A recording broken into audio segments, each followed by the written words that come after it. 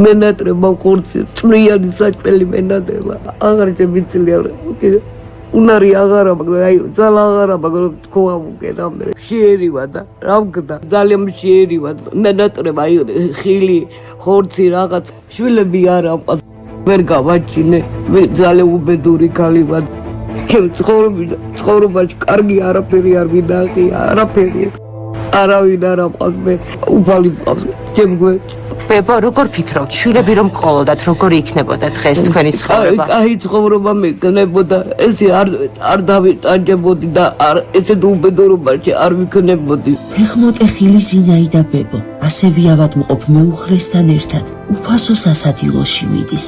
პური და 1 კილა ლობიო. სწორედ ეს იქნება დღეს მოხუცების საუზმეც, სადილიც და ვახშამიც. ხორციან წვნიანსა და ხილზე კი უიმედოდ, მაგრამ მაინც იოცნებებენ. საბრალო ბებო კიბიდან დაგორდა და ფეხი მოიტეხა. საშინელი ტკივილების ტანჯავს. ღმერთო, როგორ გაუმწარდა სიცოცხლის უკანასკნელი წლები ამ ღვთისნიერ მოხუცს.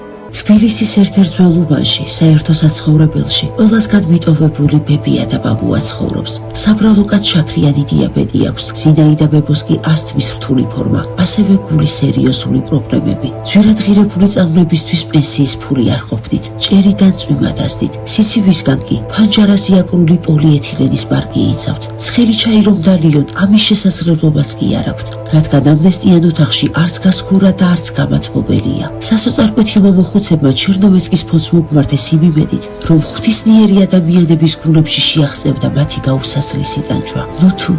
ნუ თუ ეს უკანასკნელი იმედიც გაუცრუვდებათ, ნუ თუ ცივსამარეში ჩაიტანენ იმედგაცრუების საშინელ ტკივილს.